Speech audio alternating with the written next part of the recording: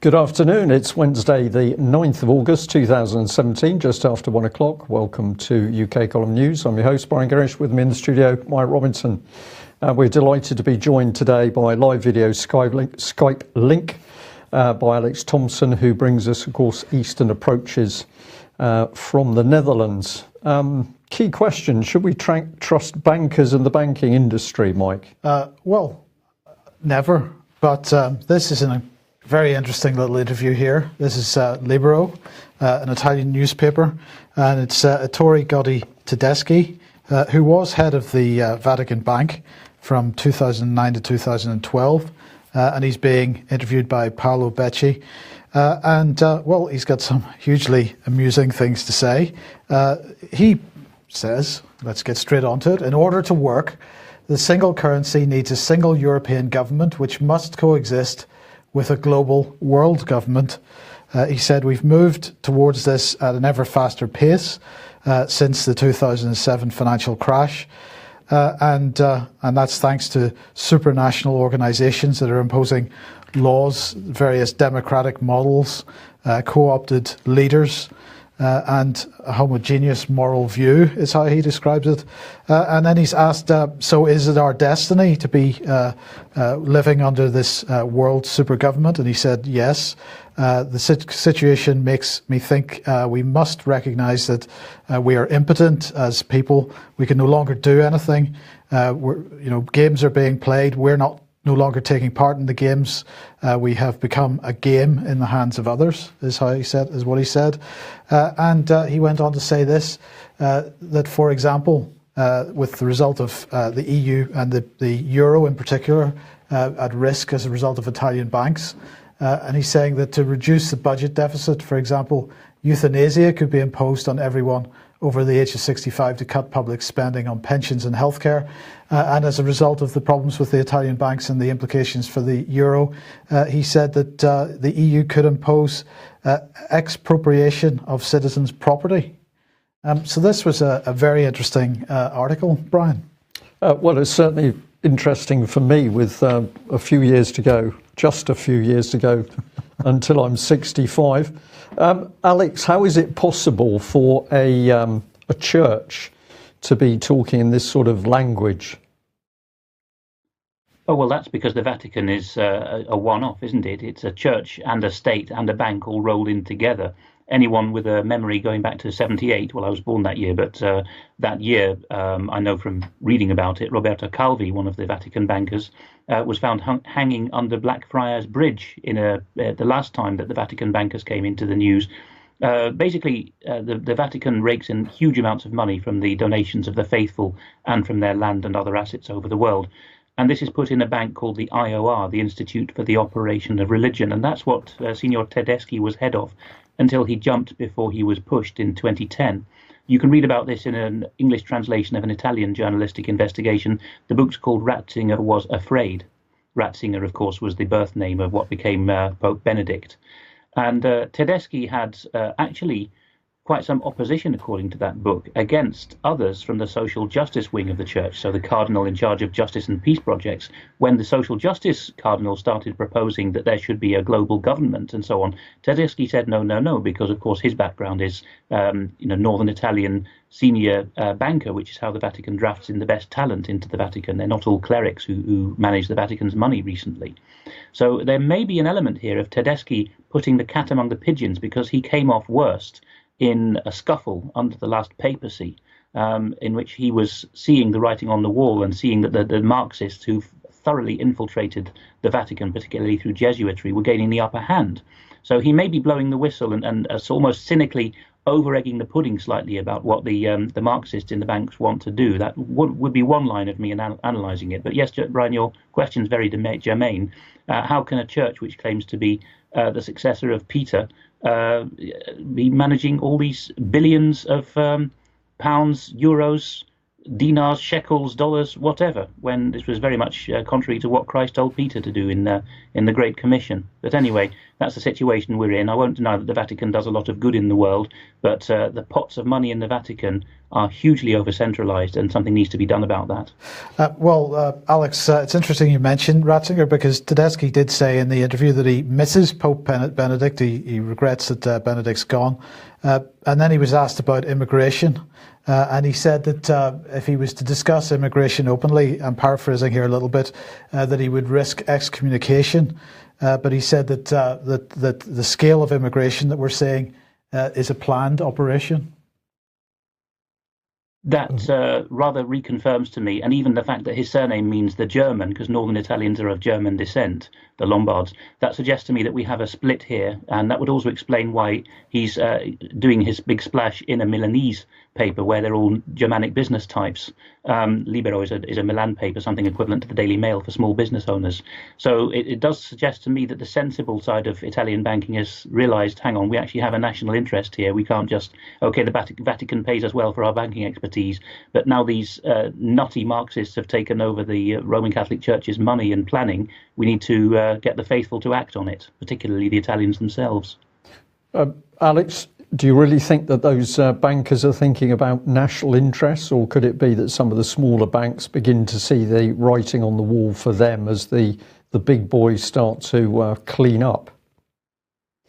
Well, in Italy, Brian, there is actually a lesser degree of corruption in the banks. People might laugh at that because they think of Italy as a Mediterranean country and all the stereotypes. But Italian family-run banks, particularly in the area around Siena and around Milan as well, have a very German-style, efficient business model where they actually have real assets and have a lot more on the books as a proportion of what they lend than British or French or Swiss or American banks do. So it is a sensible model, and most of these guys in Italian banking do regard themselves as working for the family and for the regional interest at the very least.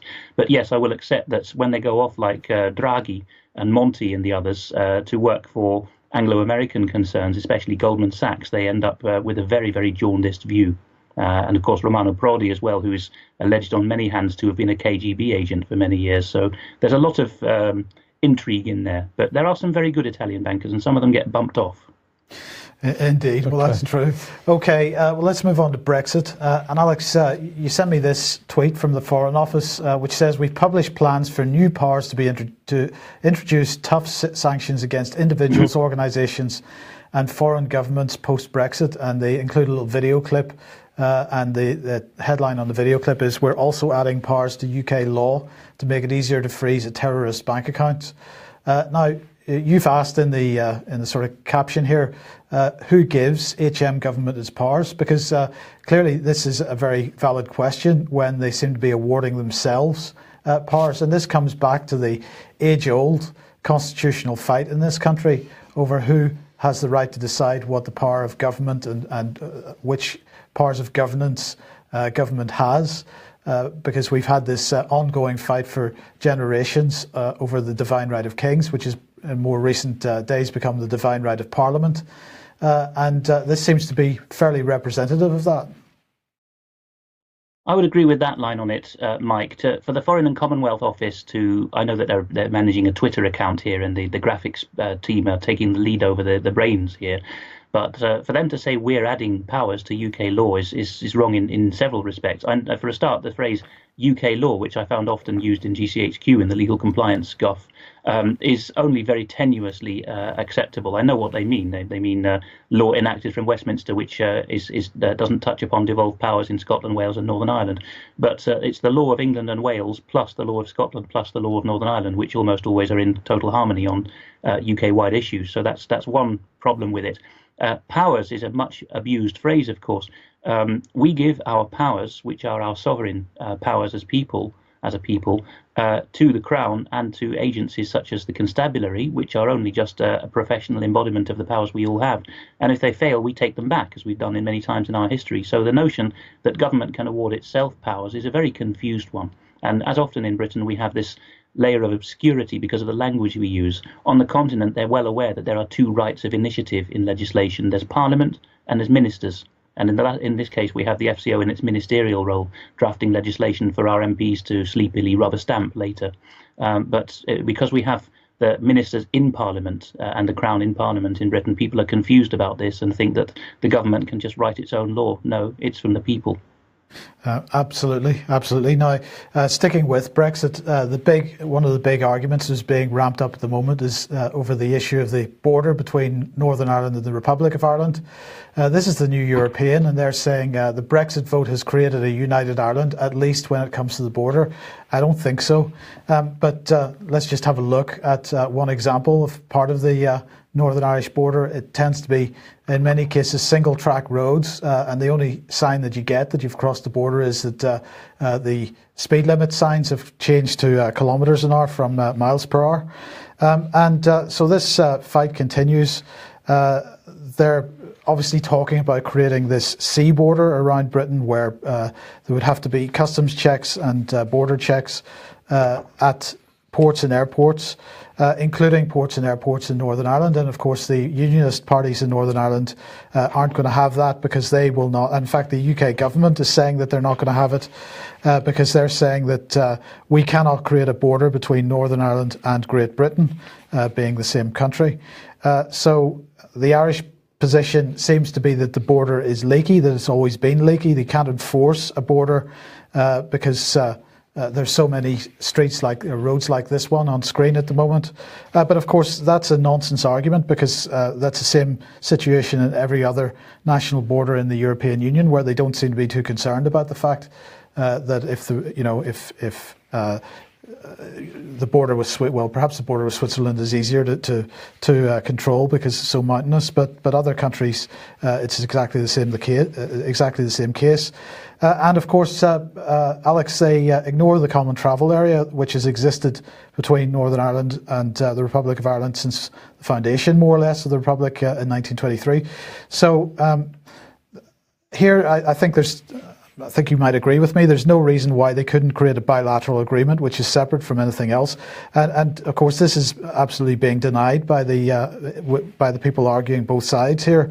But we're allowed bilateral arguments, or bilateral agreements rather. It seems for defence issues, but we seem to be not allowed a bilateral agreement in this case. There seem to be double standards at work.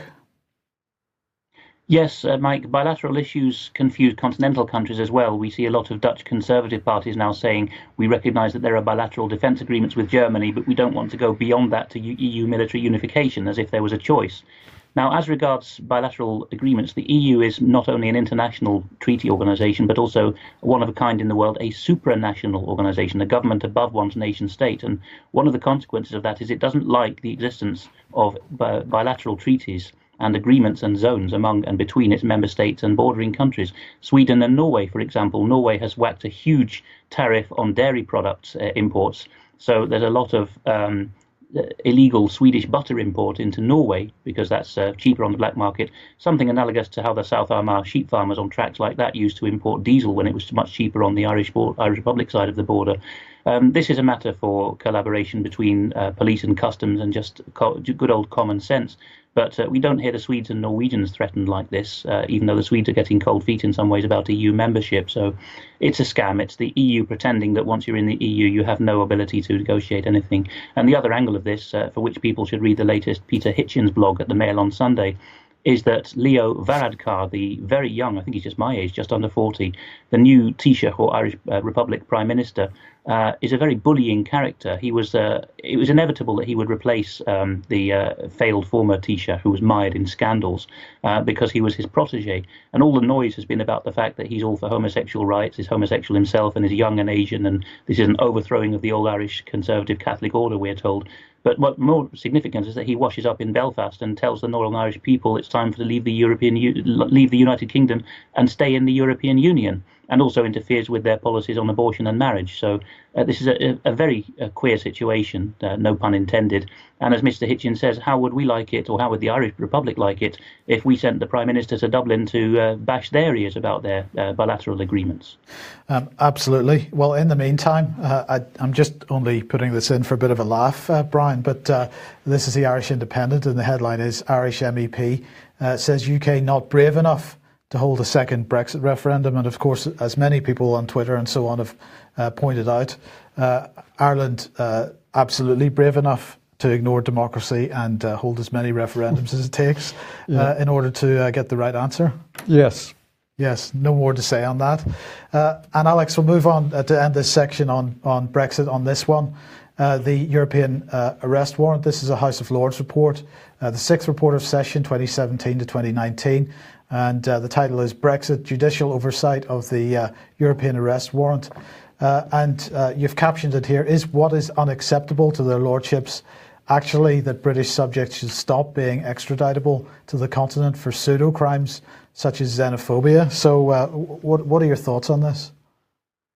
Well, the report you see is from one of the committees of the House of Lords. There are several committees dealing with the EU, and this one in particular looks at the ramifications of EU agreements on domestic law in Britain.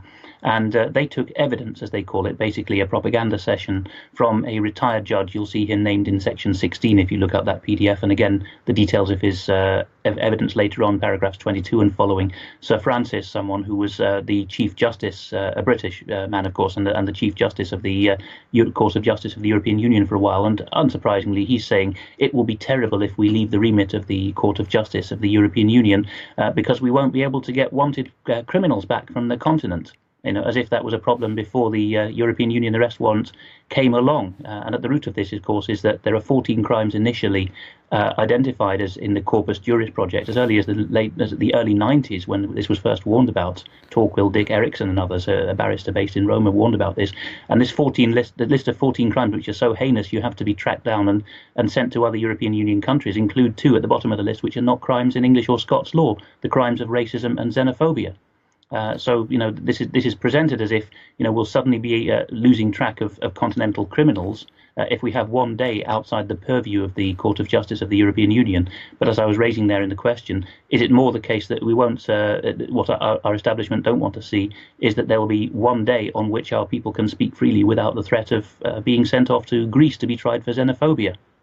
This again seems to be, Brian, implying there seems to be a thread through all this that we have forgotten the arrangements that were in place before we joined the European Union, and there's the assumption that we can't go back to some similar type of arrangement. Well, yeah, I think it's really that the country didn't function at all originally. We didn't really have a country. We didn't know who we were. We couldn't really manufacture anything. It was only when we got in the European Union that we were able to just about cope. It's fantastic. I've got to say, it's a while since I've seen that excellent word xenophobia, because I remember never seeing it, and then suddenly it became the in word that everybody was xenophobic or racist or something. And that was pushed through, and then suddenly it seems to have faded away again because, of course, as you've said in the slide, it's part of the pseudo-crime agenda. Well, if we're talking Brexit, we've got to be talking Brexit light, and of course that means Brexit with no exit, and we better bring on Theresa May. And I wanted to follow up on yesterday's news, where we were starting to dig in who has been advising this lady, and we focused on this guy, Nick Timothy. And I'd like to thank our viewers who took the trouble to do some research during and after the programme, because it's fascinating how this has gone. So if we just recap a little bit, this gentleman was not only advising Theresa May, but he was there getting involved with Policy Exchange, which was itself a creation of the Tory party, Francis Maude. He's been busy with the New Schools Network. Now, this is a mixture of money and people who want to make sure that Britain's children have the best education. We focused on this lady, excuse me, Diana Berry. We'll come back to her in a minute. But this was the charity that people flagged up, excuse me. It's called Action Against Abduction. And this is one of these wonderful websites, Mike, where you get confidence the moment you see it. It's all about the immense good work that's being done to protect children from abduction, principally by their own families, but possibly by strangers, but no mention at all, of course, of the abduction of children by social services, for example. But the charity itself linked into Rescue Alert, and they make quite a big issue of the fact that they're supporting these two charities, so Child Rescue Alert and Missing Kids. And if we follow through missing kids, this was very interesting. It says, help us find Britain's missing children. And then in red underneath it says, in the UK, a child is reported missing every 3 minutes. Now, somebody might like to check my mathematics on this, but I think that means that about 175,000 children go missing a year. I did that very quickly, so I might have got it wrong. We've got it linked into the National Crime Agency, CEOPS Pact and Missing People. And this lady had originally set up the Action Against Abduction, Lady Catherine Meyer. She'd had a problem with her German husband. He took the children away. She didn't see them for a long time, so she wrote a book and then set up this organisation. She receives, I think it was the MBE for her good work. But what I found fascinating is from both sides of these organisations, we've got immensely powerful women who are raising huge amounts of money for the Conservative Party. So we've got a mixture of political policy, very powerful banking interests, together with people who are standing up and more or less boasting about the good work they're doing to protect children. But of course, the elephant in the room remains Conservative whip Tim Fortescue, who said that Tory MPs were coming to the whips in order to get protection because they'd done something wrong, including with small boys. But none of these people want to talk about Tim Fortescue or the fact he said we had paedophiles operating inside the Tory party. So if anybody would like to assist with some further research into these organisations, we think that would be good value. But let's link into the National Crime Agency. They've got an interesting article about a gentleman who's been convicted for something to do with childlike sex dolls. We've got CEOPS, which is all part of the network the government's put together supposedly to protect children. They recommend Childline, which is very interesting. But down at the bottom of the website, the bottom left-hand corner of your page, it had this to say, which I found very interesting, that the National Crime Agency is not subject to the provisions of the Freedom of Information Act 2000. Not sure why that is, so we've emailed them to say, how is it that you are immune from that act? But if we come back to the statistics of a child goes missing every 3 minutes, if we start to look at these other websites, only 280 children are posted missing. And they don't include the 350 missing Syrian children, Mike. So my question to the audience today is really, why do these statistics not add up? And if we put this view on screen, this is part of that Missing Kids website. So when you look at the number of children missing, 280, so that's the top three. So this is, where are we? August the 6th, August the 7th of this year. If we go back to look at the oldest, we're going back to December 1959, Mike. Yeah. So one child every 3 minutes, somebody's checked the calculation, is 175,200 children per year. The figure we believe that the National Police Chiefs Council has said is 30,000, but according to the government's charities and the National Crime Agency, it's a mere 280 over the period back to 1959. Well, this is nonsense, as you're hinting at here, Brian, because even the most optimistic statements from the likes of the National Crime Agency and Missing Children and so on imply a significantly larger proportion of that 175,200 children per year disappear. You know, most of those children come back or are found. 2/3 come back, yes. But you know, even the most optimistic statistic for the number that come back implies significantly more than a couple of hundred children. So I find it remarkable that we've got senior and very capable Tory policymakers like Mr.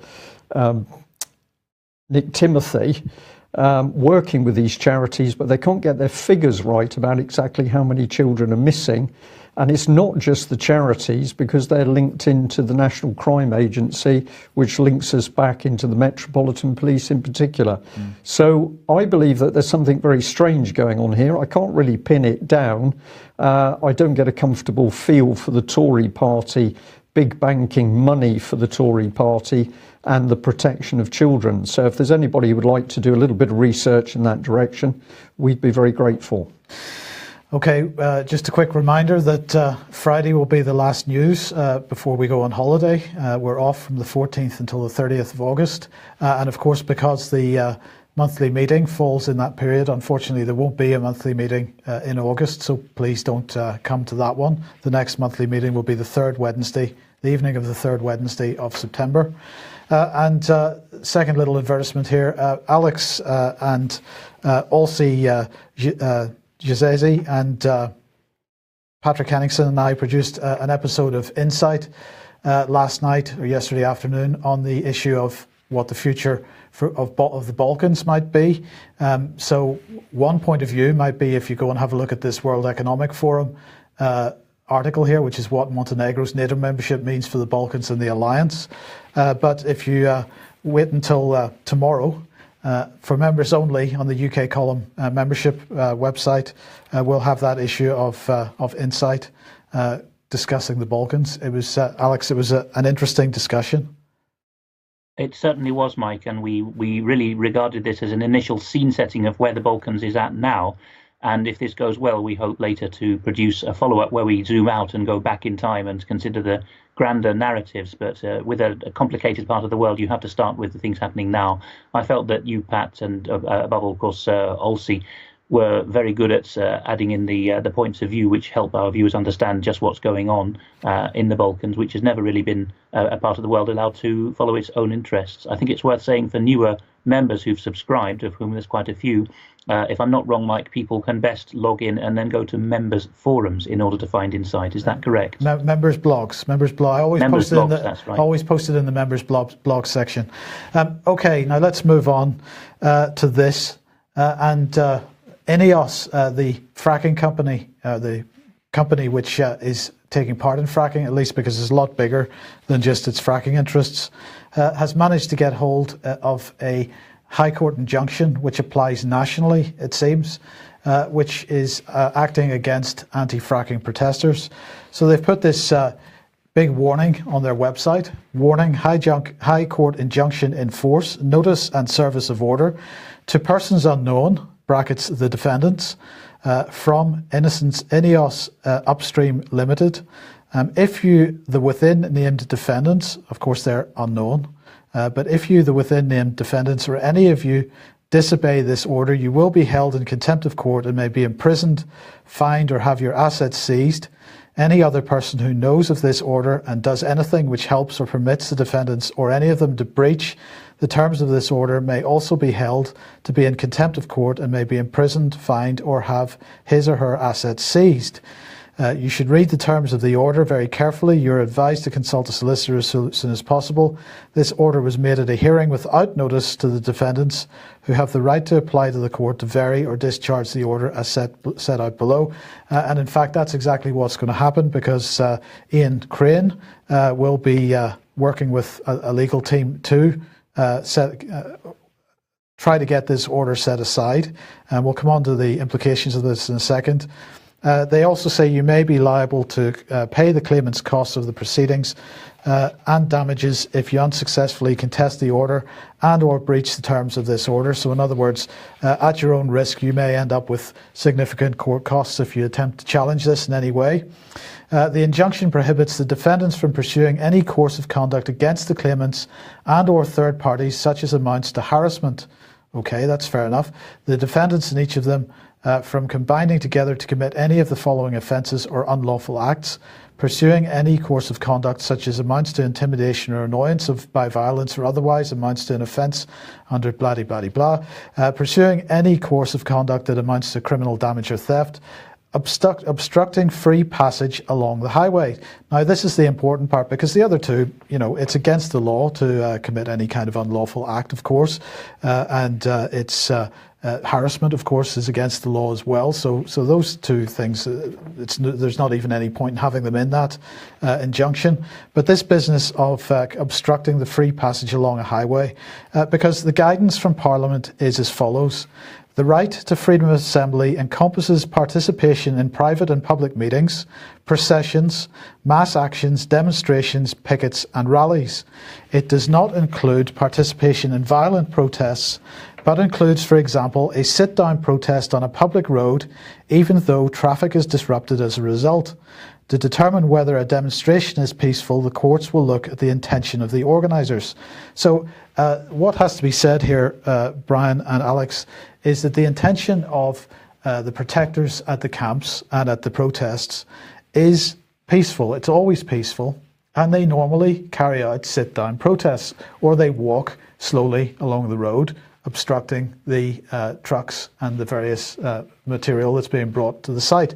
But the sit-down protests are absolutely permitted according to the parliamentary guidance, even where traffic is disrupted. The INEOS injunction appears to imply that parliamentary position is now being overridden by the injunction, and therefore the common law position is infringed. So that absolutely has to be challenged. Extremely dangerous. Well, it's very dangerous because if it stands as a precedent case, it means that any corporate interest can simply use the law to stop any form of legitimate protest against what it's doing.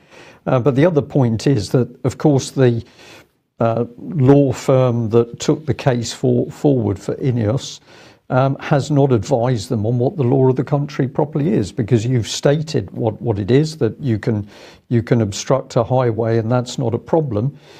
So this has been taken to court and the injunction obtained fraudulently under the law, in my opinion. Yeah, Alex, what are your thoughts? Lawyers' training is at the root of this ill. Since 1969, law schools haven't taught the Constitution. There's an increasing trend for barristers, so that's advocates for those in the US model, barristers from other Commonwealth countries to appear and be double accredited in London, and solicitors too, for the law of England and Wales. And that's especially useful when it's an Australian or Canadian mining company, as seem to specialise in pillaging the country these days. Now, they'll have been giving their clients their expensive guidance based on the letter of statute law. But as John Hurst never tires of telling us with the case of Hansard, and also Dr. John Coleman always used to say with regard to the congressional record, if you want to discover the will of Parliament in a common law jurisdiction, you look at the text of the bill, its header, and particularly the debates around the issues which the members had at the time when they were framing their legislation, and guidance issued afterwards. Now, as regards sit-down protests, I'm never aware of any previous case in the whole of what's usually called mainland Britain, England, Wales and Scotland, of a sit-down protest ever having been disrupted by the police or private agents. There were a few on the Lower Ormo Road in Belfast in the late stages of the Troubles, but that was not an analogy. That was the RUC broke them up because it was a sit-down protest blocking a parade. So that's protest thwarting protest, which is a different kettle of fish. You know, it's not parity anymore. But protesters stopping business or disrupting business lawfully and peacefully is very much provided for under common law. But I'm afraid the expensive lawyers who've been hired in are probably thinking in either EU continental Napoleonic legal terms, or at the very best, they're thinking in terms of get the letter of the law. And they're not well. They're not turning to well-seasoned and honest lawyers who know the whole of the English legal tradition. It's what's just before we move on from this, Brian, what's interesting is that the police have said that they are not going to enforce this injunction. So the police themselves do not want to get involved in this argument. So what that will leave is a situation where INEOS would be taking video evidence from any future protest and then attempting to take that through the civil courts with view to seizing people's property. And I guess what they're aiming for here is to put people off from protesting if they could get a couple of high-profile cases where maybe even a home was taken as a result of this. Yeah. So Yeah. Well, we know part of the problem with the fracking, the response to the fracking demonstrations has been the police. And I'm going to jump to Devon and Cornwall Police. Several people have reported about this particular article. Video shows what 140 miles an hour looks like from inside a police BMW. And this is a little video that was tweeted out by a Devon and Cornwall policeman. It's caused some response, so even the Telegraph has picked it up here. Police officer dubbed King of Selfies defends posting 140 mile an hour motorway video on the way to scrapyard theft. Now, the first thing I'm going to put in there is but there was no crime. We'll come on to that in a minute. This was part of that video, and what you're looking at there, bottom right, is a picture of the speedo and the tacho for the vehicle, and you can see that this vehicle is virtually being driven flat out. So this is the sort of speed that can damage the engine of this vehicle, and of course it's public property being hammered here.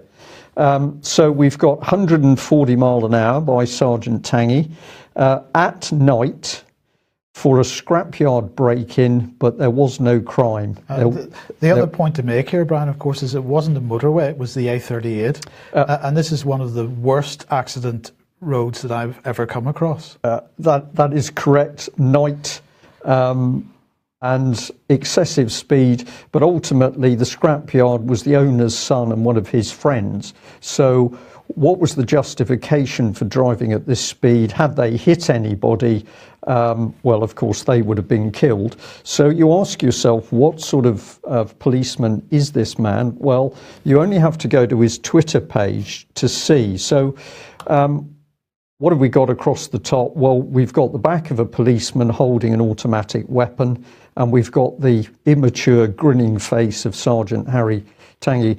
This is a dangerous individual. Many people have said to us that they regard this man as being dangerous, and the minimum we could say is that if you have a look at his Twitter page, most of his working time seems to be tweeting out. Right. So encourage people to go and have a look at it. This, of course, would be one of the policemen who's going to be additionally armed with the new tasers because he's part of the firearms unit. So we'll just leave you to think about that. Is that man acting in his normal frame of mind? Well, it's possible, but it would also be interesting to know whether he's been significantly trained and indeed reframed by one of the many training agencies now working with Britain's police. What's next? Right. Alex, here's the question. Who owns London? Who owns our capital city? In fact, this perhaps applies to many cities across the country. It does indeed, and one of the first I knew about was Luton, the nearest big town to me, where my father used to go and do some street preaching outside the Arndale Centre, the shopping centre in the middle of Luton. And as early as 20 years ago, certainly 15, he got these kinds of private security guards coming up to him and saying, well, they didn't tell the whole story, but as it turned out, the council had done a quick and dirty deal to sell the land, so it was no longer municipal land, that's ours, and it was instead owned by a private company. And that meant that they could send these chaps in dayglows along to say, we only allow you to do, what should we say, consumer-friendly activities in this space now. You can buy, you can nibble, you can hobnob, you can't sleep, you can't shut your eyes, you can't say anything political or religious. So not very common law. But that Guardian investigation of who owns London is very shocking, particularly the quotations they've managed to get of security guards saying, I'll do whatever the Arab owners of London tell me to do in this space. They call it now pseudo-public space, or the acronym for it is POPs, privately owned public spaces.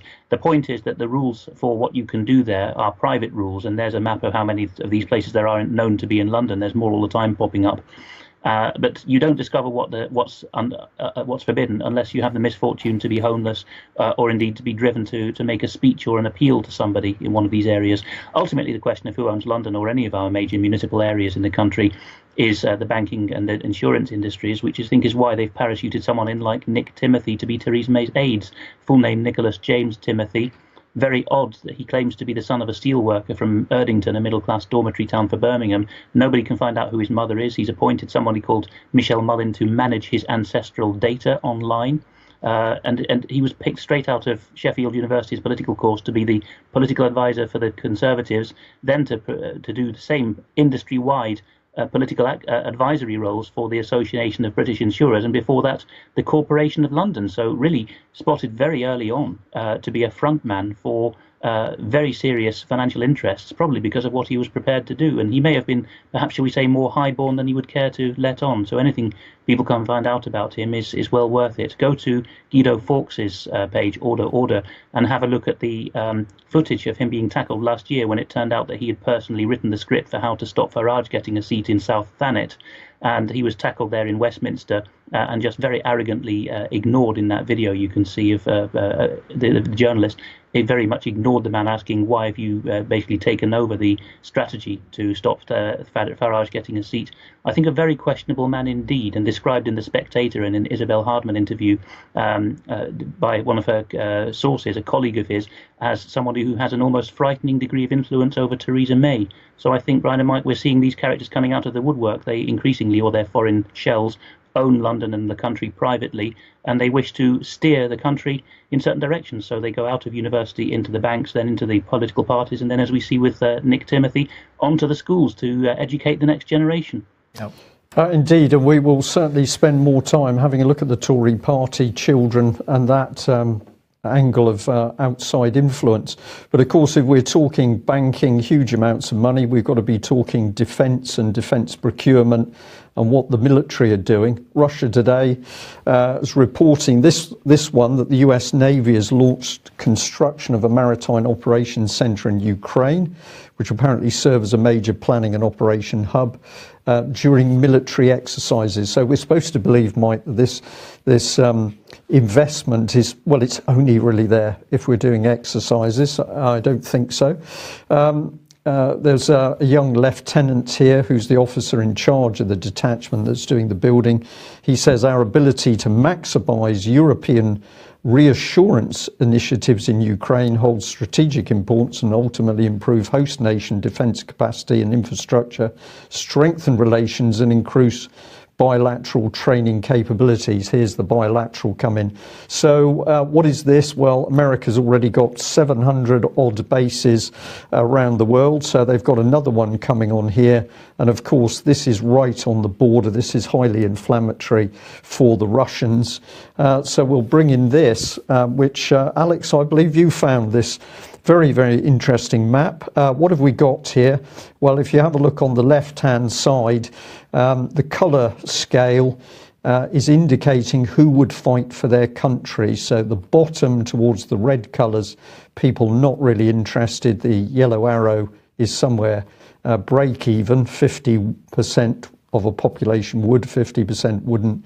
And then as you come above that, the greater part of a population would fight for their country. What can we see? Well, we can see that Europe's in a bit of a mess. Germany's very, very low, as indeed Japan is. That was part of the survey, obviously in another part of the globe. But what has the European Union succeeded in doing? Well, it seems suppressing all of that national pride. So nobody's going to fight for their country. Now, before people say, well, who would? We have to remember that this is not just a question of saying who would fight. It's giving us an indication of who actually believes in their country. That's the background to it. A total of 62,398 people interviewed globally. What's your take on those results, Alex? Well, I think, Brian, and we were discussing this in the Balkans episode, which will go up for members tomorrow, all being well. What it's done is, as the EU and NATO, which are increasingly the same thing, or the EU supplanting NATO, have ploughed a line deep into the southeast of Europe in the Balkans, this has caused the peoples there, particularly the non-Indo-European peoples who have always got a much more ethnically homogeneous history, the Finns, the Estonians, the Hungarians, the Turks above all. It's prompted them to say, well, we really are going to have to defend ourselves here. And Ukraine as well has got a high figure, but that's because the Western Ukrainians would fight for their version of Ukraine and the Eastern ones for their Russian-speaking enclave. So wherever the EU and NATO have gone, They have particularly, with decaying from the centre, like a potato rotting as it gives rise to new tubers, the Germans and the Benelux at the centre have got this attitude that, well, lesser peoples at the periphery of Europe will do the dirty work for us. We're just here to make the money. And the effect of this is a ripple. And so the greatest effect is at the edges, where the periphery of Europe, particularly the east and the southeast of Europe, people are increasingly bellicose. And so at the very least, you get the rhetoric of Viktor Orban and Beata Szydło in Hungary and Poland, respectively, all stoked by the EU and NATO. The image of the European Union being a rotten potato will stay with me. Okay, we're going to end on this one then. This is from 21st Century Wire. The headline is Syria, the SAA battle for liberation of Jobar and Tarma, Damascus from Nusra Front occupation. Vanessa Beeley posted this morning. Now, Vanessa's been in Syria for the last several weeks. She just, I believe, has left today. And she's making the point that, al-Nusra and so on. She mentioned this a number of weeks ago on the UK column, that the various tunnels and underground bunkers in Damascus make it very difficult to get rid of certain terrorist factions, including al-Nusra, from the old city of Damascus. So she's talking about that. But the point that I wanted to highlight was that a day or two ago she was visiting one of the main installations for the real Syria civil defence. This is not the white helmets. This is the real fire brigade and civil defence in Damascus.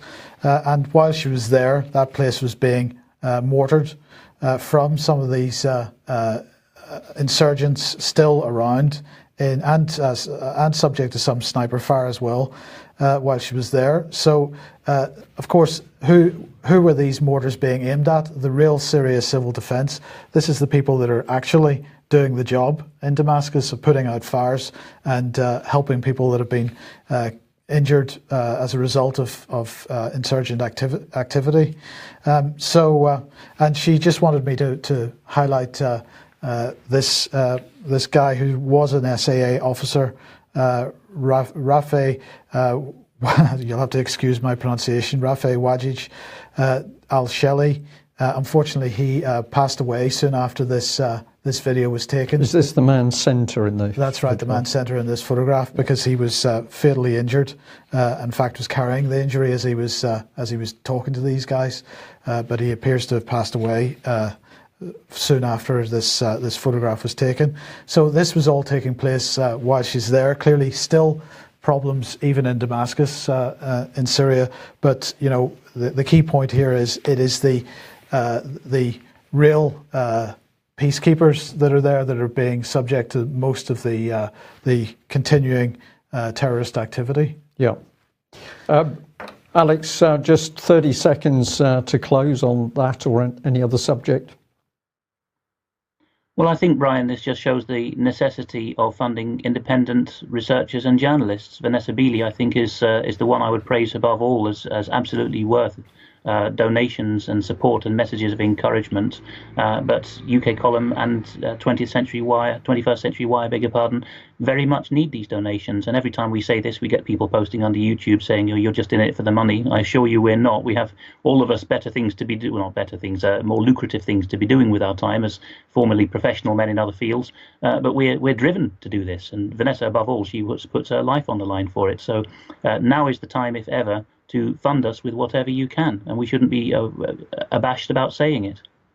Alex, well, thank you very much for saying that. We'll just add, of course, that as we see the government conjuring up draconian methods to suppress any form of independent media, what does that prove? Well, it proves that the work that we are all doing, many other people across the world, is starting to have an effect. And if we continue to stoke that, we can put a stop to what's happening. So we'll end on a positive note, and of course the image of the European Union being a rotting potato. And we'll say thanks very much for joining us. We will be back at the same time tomorrow. Bye-bye.